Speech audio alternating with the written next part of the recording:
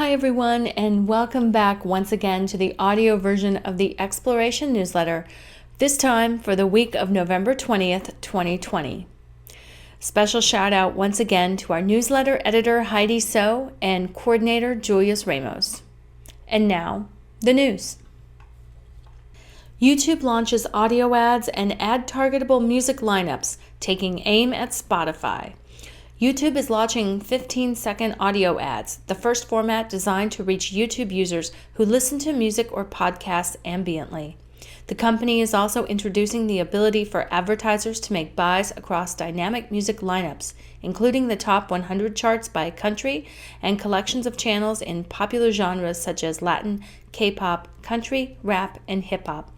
Marketers can also buy ads targeted by moods or interests like fitness or relaxation. YouTube expects the moves to boost ad revenue it generates from music on the platform, which includes over 70 million official tracks, plus remixes, live performances, covers, and other music content. And it stands to put YouTube in more head-to-head competition with Spotify, which has been selling audio-only ads and offering targeting by music genres for years. Wixen Music Publishing hits Triller with $50 million U.S. lawsuit.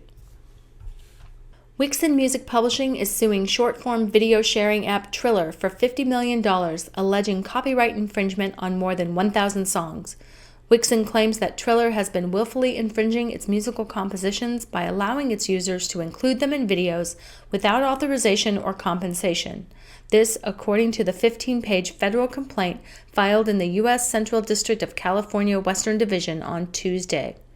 Triller's app allows users to create and share short videos that typically include music. Wixen, who administers more than 50,000 songs written and owned by its more than 2,000 clients, alleges that many of their compositions are being used in the app without the proper licenses. The publishing company is demanding a jury trial and seeking the maximum statutory relief it says it is entitled to of $150,000 per work infringed, for the sum of at least $50.4 million. In January 2018, Wixen filed a $1.6 billion lawsuit against Spotify ahead of the company's initial public offering. This lawsuit alleged the use of tens of thousands of songs without a license or compensation. In December 2018, that lawsuit was settled privately. Music supports 2 million jobs, contributes $97 billion annually to European economy. According to a new study titled The Economic Impact of Music in Europe, commissioned by the International Federation of the Phonographic Industry, IFPI, and conducted by Oxford Economics, the music sector supports 2 million jobs and contributes 81.9 billion euros, or $97 billion US dollars, gross value added annually to the GDPs of the 27 European Union member companies and the UK. It also exported 9.7 billion euros, or $11.5 billion US dollars, worth of goods and services to countries outside the EU and the UK, of which record companies, music publishers, and audio streaming services generated almost half. The study used data from 2018 and further noted that the music sector also played a vital role in generating tax revenues, supporting 31 billion euros in tax receipts in the EU and the UK in 2018. This was equivalent to 19.4% of the entire EU budget in the same year. Apple halves its App Store commission for small developers. Apple has announced that it will be reducing its App Store commission. Its 30% cut will now be reduced to 15% for any developer or small business with annual revenues of less than $1 million. The new scheme will launch on January 1, with Apple pitching it as meaning small developers and aspiring entrepreneurs will have more resources to invest in and grow their businesses in the App Store ecosystem. Both Epic Games and Spotify have shared unimpressed views on Apple's move, a calculated move by Apple to divide app creators and preserve their monopoly on stores and payments, again breaking the promise of treating all developers equally. Despite the crusade against Apple, it's also true that the new scheme could be a good thing for small music startups exploring user-paid business models. Over 2 billion YouTube users are now playing music videos every month.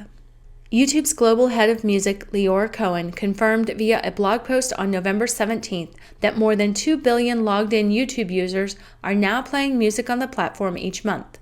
To put that in context, it's more than 6 times the 320 million monthly active users who press play on a track on Spotify in Q3 2020.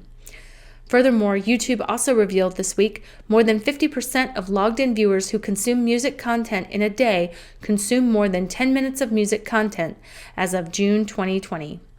This suggests that logged-in viewers are consuming more than one track via YouTube during their listening or viewing sessions. On the same day, research company Media provided some more color on this score in a new report, estimating that YouTube generated some $2.2 billion in music rights holder royalties from its ad business in 2019. Despite losing overall share of revenue in 2019, music retains its role as the leading source of YouTube revenue, remaining the largest single source of ad revenue since 2017, strongly ahead of gaming at $2.6 billion. Music-related videos also represented 32% of all views in 2019. SoundCloud launches profile verification to help well-known artists stand out. SoundCloud is rolling out profile verification on its platform. Official blue checkmarks will now start showing up in search and on profiles of verified creators. The platform has already blue-checked 8 of its top-performing artists on November 17th, including Billie Eilish, Wiz Khalifa, and Trippie Redd, all of whom SoundCloud says have been on the platform since day one of their careers. In a blog post announcing the feature, SoundCloud writes that we're doing this to help well-known artists stand out and maintain their authenticity, and to help listeners identify these artists more easily. Orange Pro Star badges will also now be displayed exclusively on the profiles of SoundCloud's Pro subscribers. And from our random rambling section this week, Kylie Minogue is the first woman to top the album charts across 5 decades. It all started in 1988 with her debut album called Kylie. Check out the link in our description for The Guardian's article about Kylie's achievement. And my little morsel for you this week, well, it's either good news or bad news, depending on how you want to look at it. Patty Jenkins, DC Comics, and Warner Brothers have made an important decision about one of the most important movies of 2020. After months of delays and the end of the coronavirus not actually in sight, Wonder Woman 1984 will see a dual release in theaters and on HBO Max on Christmas Day 2020. For the filmmakers and the stars of the film, it had to be a gut-wrenching decision. Blockbusters like Wonder Woman are made for the big screen, and heaven knows we could all use a heroic blockbuster film to let us escape from our troubles right now. In the spirit of all of us needing a hero and having a little bit of joy at Christmas, the decision to make this film available at home and in theaters at the same time is, in its own way, just a teensy tiny bit heroic too. Here's hoping all of you who can go to the cinema safely have fun. I'm going to be in a car at a SoCal drive-in and then probably watching it again the next day on HBO Max too. We get an epic blockbuster for Christmas. I think this time we owe a thank you to my fellow Wonder Woman superfan director Patty Jenkins for playing Santa Claus this year.